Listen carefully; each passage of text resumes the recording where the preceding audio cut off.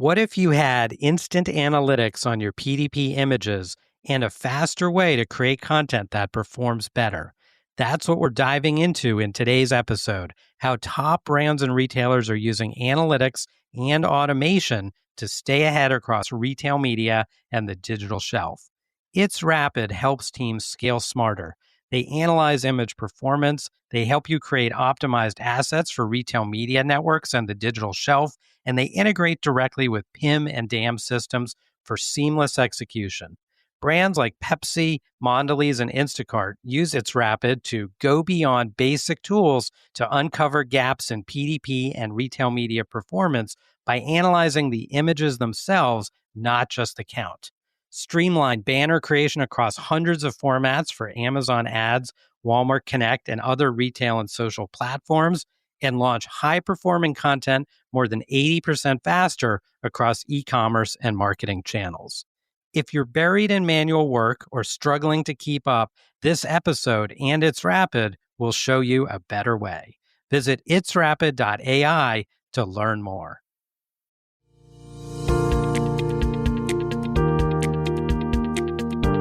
Welcome to Beyond the Shelf with Dave Feinlieb. This show is an open exploration of the people and process behind e-commerce. Through conversations with innovators in the space, we learn the stories of these leaders and their strategies for e-commerce success.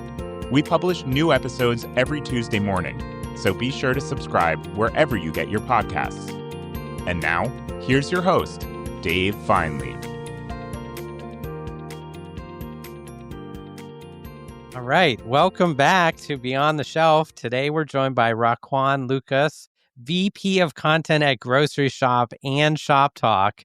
Rocquan leads speaker recruitment and the development of agenda themes, topics, and sessions for Groceryshop's annual in-person event and assists with content development across Shoptalk events. With over a decade of experience in event content strategy, including roles at CB Insights and Advertising Age, Rocquan has been instrumental in shaping narratives that drive engagement and growth in the retail and consumer goods sectors. In this episode, we'll dive into the evolving landscape of retail media, how Rocquan curates content that resonates with diverse audiences, and of course, we'll talk about AI. Rocquan, welcome to the show. Hi, David. It's a pleasure to be on the show. Really looking forward to the conversation and all the things that we'll chat about today. First off, thanks for doing this. I feel like virtually everyone must have heard of Groceryshop and Shoptalk by now, but will you take a moment and just tell us about the shows? Yeah, for sure. Shoptalk was obviously a show that was curated to address the entire retail ecosystem at a time where there was a lot of change happening in retail. And so the ambition of the founders and the team at the time was, how do you address the digital transformation that's taking place in retail? And that ultimately ended up leading into an event that sees over 10,000 folks join that show. But as part of one of the Shoptalk events, there was a track dedicated to grocery that was kind of bussing through the rim, if you will, in terms of the amount of attention that it was getting and the audience that was showing up for that particular track. And it encouraged us to launch Groceryshop, which is dedicated to the digital transformation and innovation that's taking place within grocery and CPG specifically. And so we've had some success, plenty of success scaling that show as well. And that event features over 5,000 folks that are going to be coming this year to Las Vegas, September 28th through October 1st. So yeah, it's just a community dedicated to addressing transformation, dedicated to addressing where the future of retail is going and where the future of grocery is going. And so it's been lovely to be a part of the team and see those both of those events grow. I feel like you've got to say some success, amazing success. The thing Yeah. is off the charts. So way to go. It's incredible. And I have to say from personal experience, operationally just so well run by the whole team. So we really appreciate all the hard work that we know goes into it. Now, tell us about your journey. You're like a content natural, but I know that maybe you didn't plan it that way. How did you land at Grocery Shop and Shop Talk? Yeah. No, to your point, coming out of college, I had no idea that I would end up in event planning, let alone event content. And last I checked, I don't think there is a major at a college or a university that specializes in event programming or event content. So when I had graduated college, my plan, I had majored in business administration, and the goal and hope was to be working at an ad agency or maybe working in a marketing team at a reputable brand. But I graduated in 2012 when the country and the economy, I guess, was going through a tough time and just starting to get out of that. And so I was looking for career opportunities and stumbled across an internship dedicated to a festival called Internet Week New York, which explored the future of the internet and how it was intersecting with different industries. And so it would feature content creators as well as the C-suite executives at companies like a Netflix or perhaps a Verizon or something like that. Um, but ultimately, while being a part of that internship, I kind of gravitated towards the team that was dedicated to building out the agenda, figuring out what the topics were going to be. I started loving the skills that were required to kind of identify the right executives that we would want to speak at the show. And so I kind of just stumbled across a great opportunity that was the content programming world. And so that led me to Advertising Age, where I focused on programs dedicated to digital marketing. And then CB Insights, where I focused on events that tackled the future of health and the future of financial services. And then I was kind of yearning to explore a new industry. And so retail felt like a great one to look into. And that led me to Shop Talk and Grocery Shop. And so somehow, some way, ended up spending my entire career in the event content space, which I know is unique even for those who have similar roles as me. Typically, I feel like a lot of people come from backgrounds in research or are dedicated to one industry, and that's led them to in a more of an event programming, event content role. So first off, we should be looking for a new major soon, I feel, and perhaps you'll be the initial professor of this this new major. But it is such a need, right? I mean, connecting with people in person and having great content. It's like you've just got to have it. I feel like in today's age. So yeah, it's great. Now, do you have any suggestions for us? We all want to stumble onto these great opportunities. I'm guessing you did some things that kind of like put you in the path of stumbling on the right opportunities. What are those? How do you kind of have that happen? Yeah. Well, I think thematically throughout my career, I just kind of understood a little bit about kind of the content that resonated with me, the types of things that would keep me coming to work every day, motivated and ready to go and complete different tasks and responsibilities. And so for me, that was again this kind of centering around technology and transformation. So throughout my career, while I've worked in events, specifically the types of events that I've been attracted to are the ones that intersect technology with a particular industry. So I think it just speaks to about, kind of knowing a little bit about what you're passionate about, where you could see yourself thriving and what will keep you, again, kind of motivated on a daily basis. And I'm proud to say that I've been able to navigate that and figure that out throughout my career.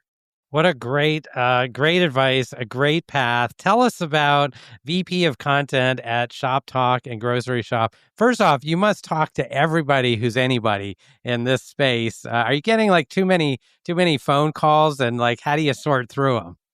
Yeah, I couldn't say that my mailbox, isn't filled with different folks reaching out and us reaching out to them as well. And so, as a VP of content, specifically for our grocery shop show, my major responsibility is about tapping the community to best understand what their needs are, and how we can deliver that on stage through our content at the show. So it requires a lot of conversations with understanding, what are the biggest trends that are top of mind for grocery and CPG executives, and how can we craft content to help guide them on their path. And then we also have to think about kind of what the purpose of Grocery Shop is supposed to be all about. And it's a very forward-looking show. So how do we not just talk about things that are happening in the moment, but how do you share and help people understand where things are headed?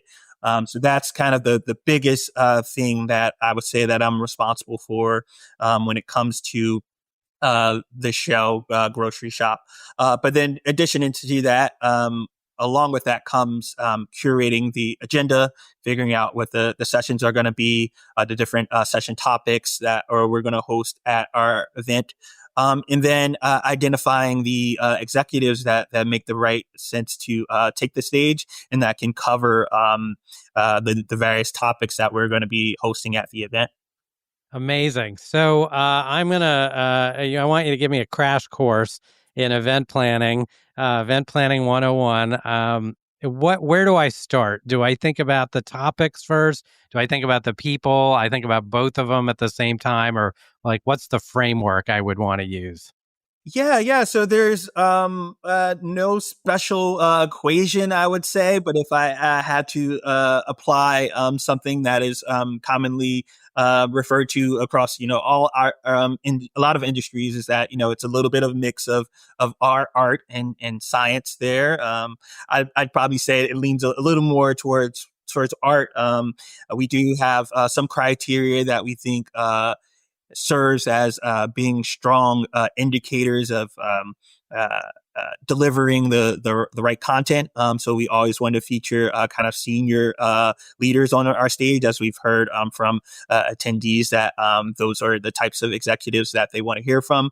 We tend to have a lot of content that's skewed towards practitioners themselves, executives that are in the industry, doing the day in and day out roles of a e-commerce executive or marketing or even supply chain executive. So we make sure that they're present at the event as well. We of course want to highlight the most innovative and folks that are deemed in the industry as kind of industry leading and at the cusp of where things are going. So those kind of serve as indicators to get us to the right type of folks to take the stage. But from the content side of things, we take a step back and try to visit and leverage things like feedback that we've gotten from previous shows, what our community is telling us. We've recently launched an advisory report that includes executives across the world. And so we use and leverage their insights as well to try to figure out, what are going to be the most compelling stories to tell at the stage, on the stage, and what are going to be the themes that we know people are thinking about, and where they need help kind of navigating and guiding through. I love it. Well, you make it sound easy. So I know there's a ton that goes into it.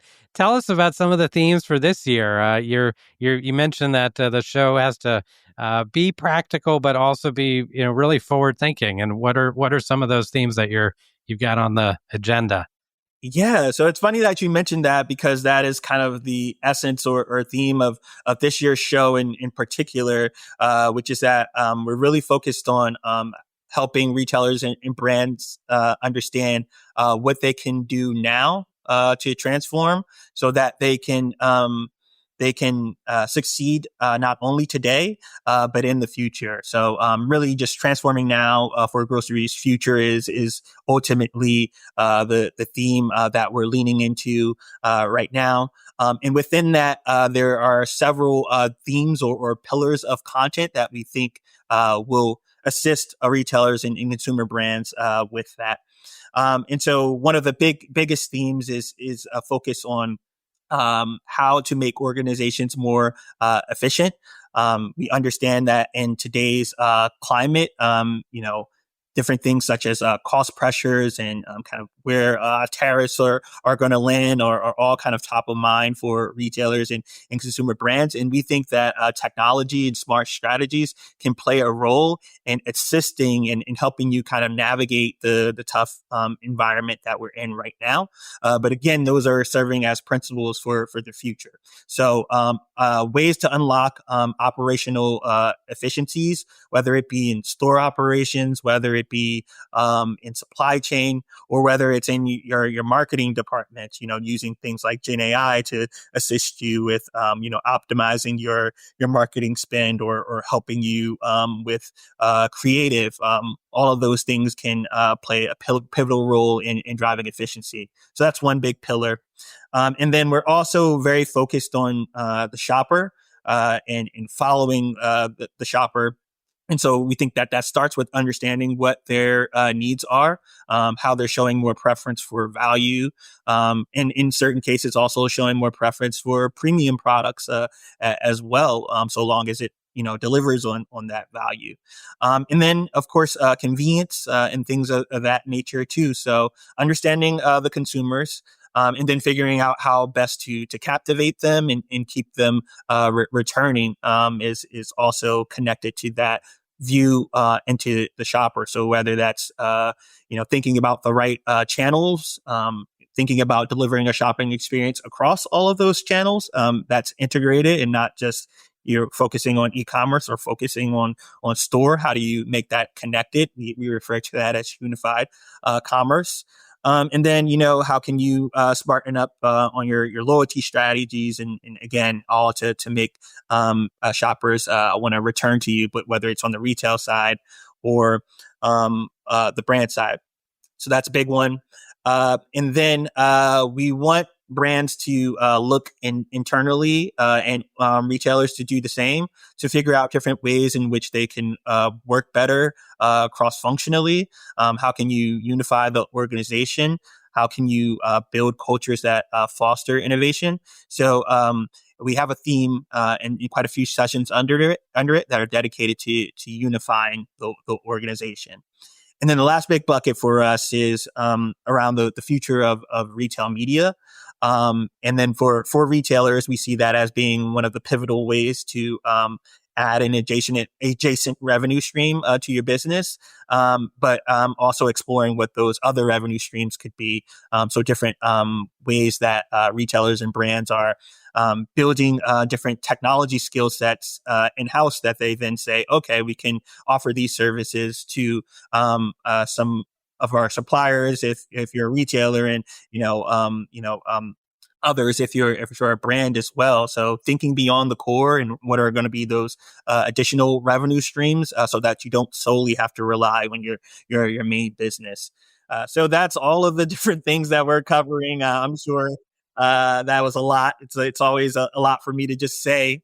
No, this is great. Everything from operational efficiency, if I got it, to really understanding the shopper, this convenience, all those factors, and then thinking ahead. What do I do with retail media? How do I maximize my investments? So those are great. I'm glad you didn't give me a quiz though, because I feel like I might have missed one or two. But those are great topics and really, really timely as well for our listener base. So I think that's going to be incredible.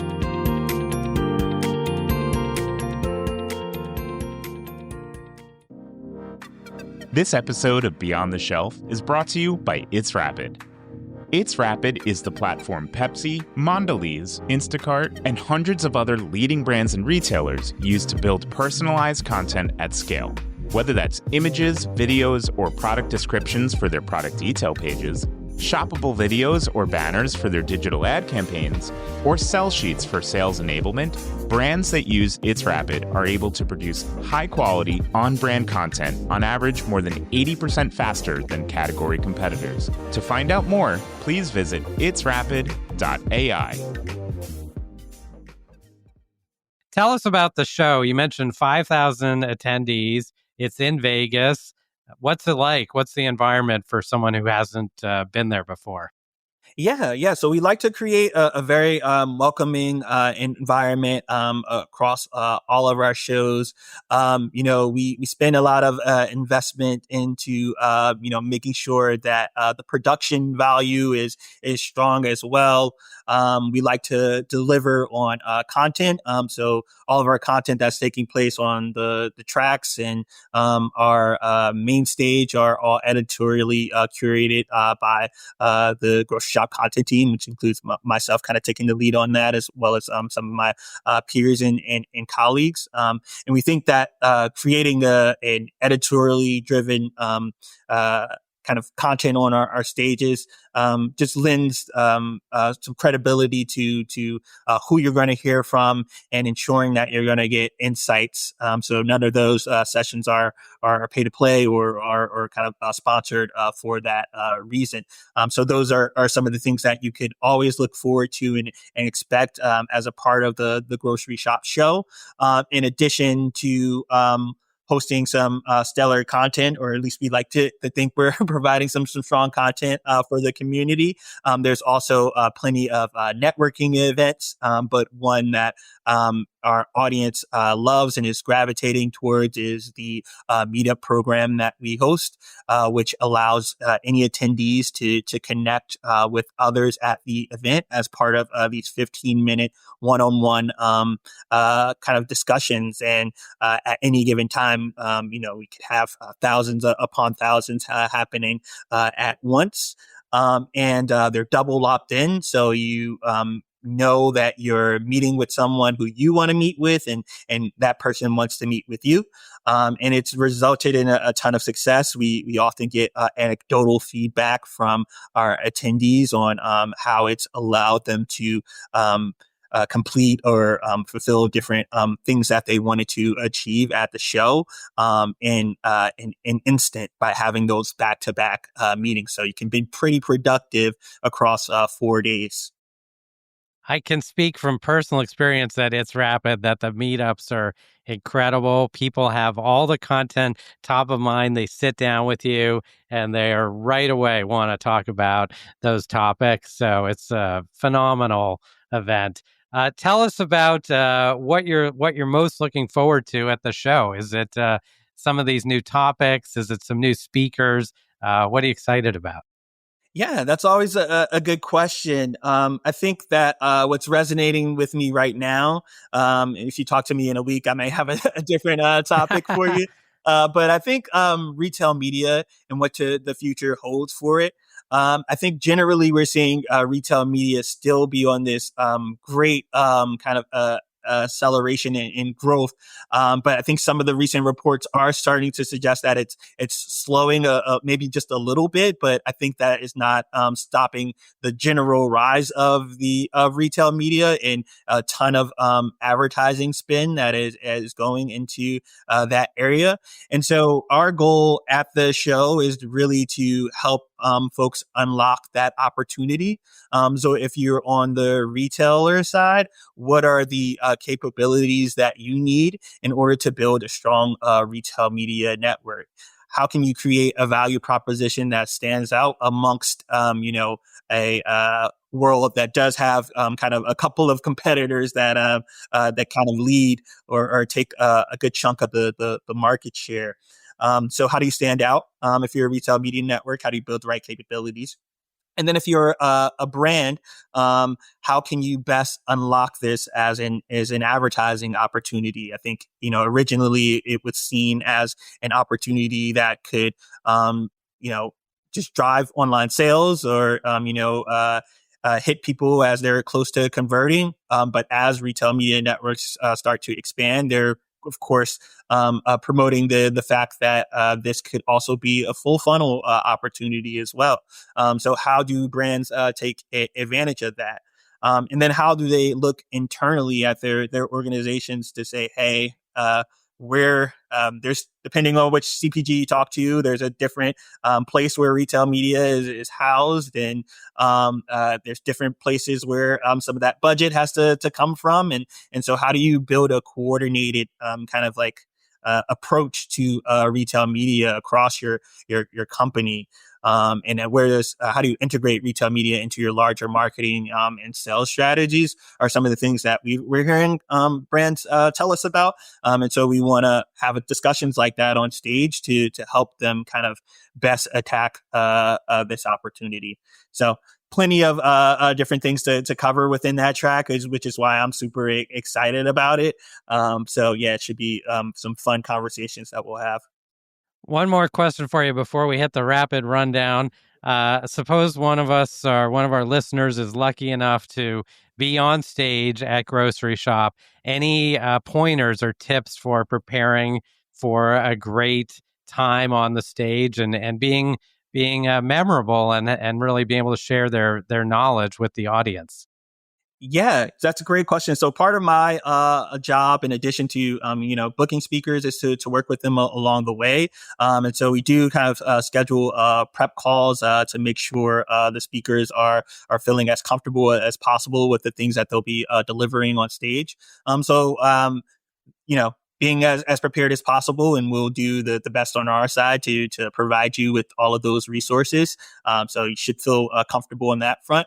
And then just kind of, having fun with it, and, kind of being a bit loose on stage. I think we found that, as much as it is about getting insights and knowledge, people just want to, be in a room with their peers and just kind of have a good time as well. So, as long as you're delivering on being a bit charismatic as well as delivering some exceptional content, we think that'll go a long way in getting rave reviews from the audience. Well, looking forward to another amazing grocery shop, I should say. Man, are they lucky to have you curating the content. And I've got a few fast-paced questions for you, your quick thoughts. First off, you might not be able to give us one name here, but some favorite sessions or speakers from a past grocery shop or shop talk event. Okay. I think Chris Nicholas, the CEO of Sam's Club, is the one that jumps out to me the most there. And so I may be a bit biased because that did just happen at our most recent grocery shop. But Sam's Club has always been at the forefront of innovation, even within Walmart. And so they've taken a ton of steps and have launched a ton of different initiatives where they're leveraging technology, which includes the recent launch of their store in Grapevine, Texas, which doesn't include any checkout registers. Literally, anyone who comes in has to use a mobile device to scan the products and add it to their carts. And then they walk out under a arch that detects their products and makes sure everything is accounted for. And so it makes for a pretty seamless experience.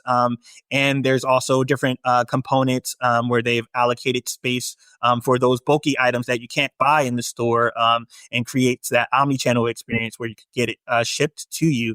So they've been really thoughtful about creating an omni-channel strategy in the store.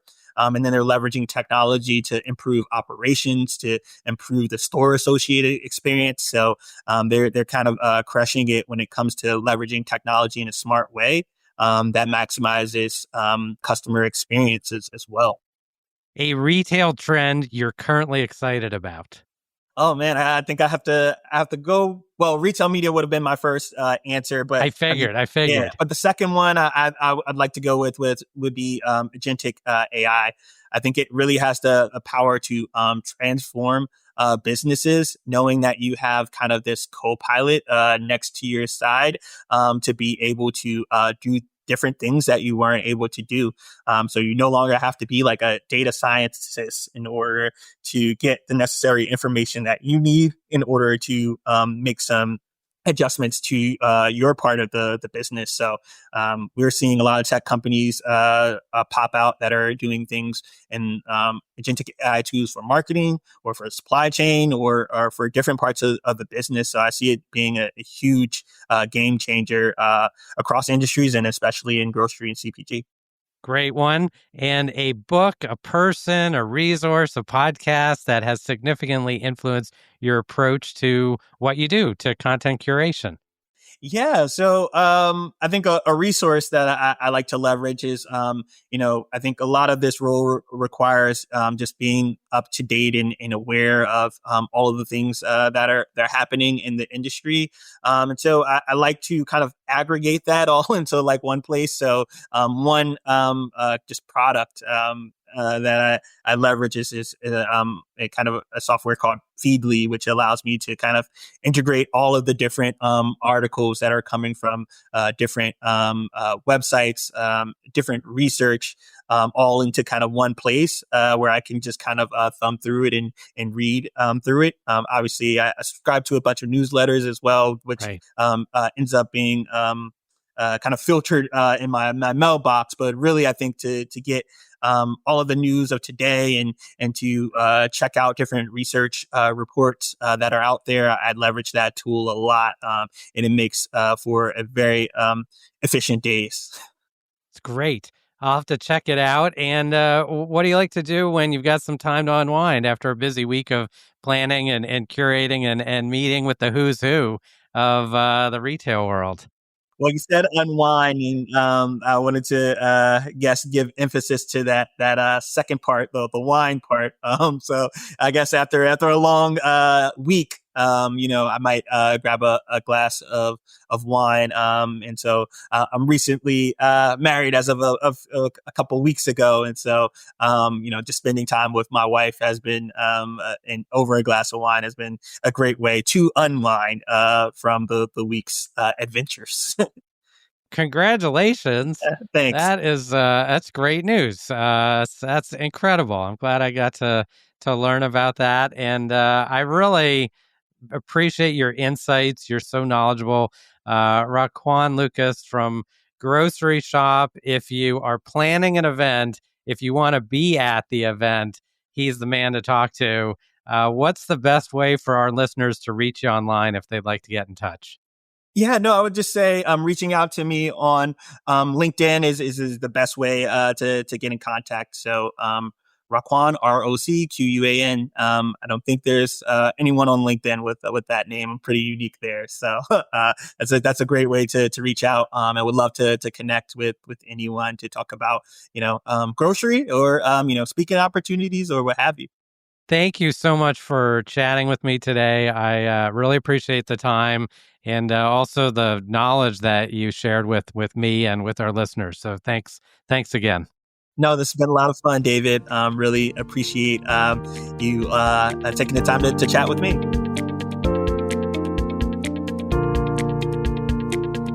That's it for this week's episode of Beyond the Shelf.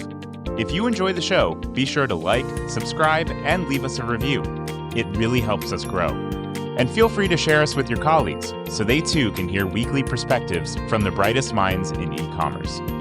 You can also check us out on LinkedIn, where we post clips from each episode, share Dave's takes on breaking industry news, and much more. Beyond the Shelf is a production of It's Rapid. Our host is Dave Feinlieb, and our producers are Sean Levy-Ashvili and Jake Musiker. Thanks for listening, and we'll see you next time on Beyond the Shelf.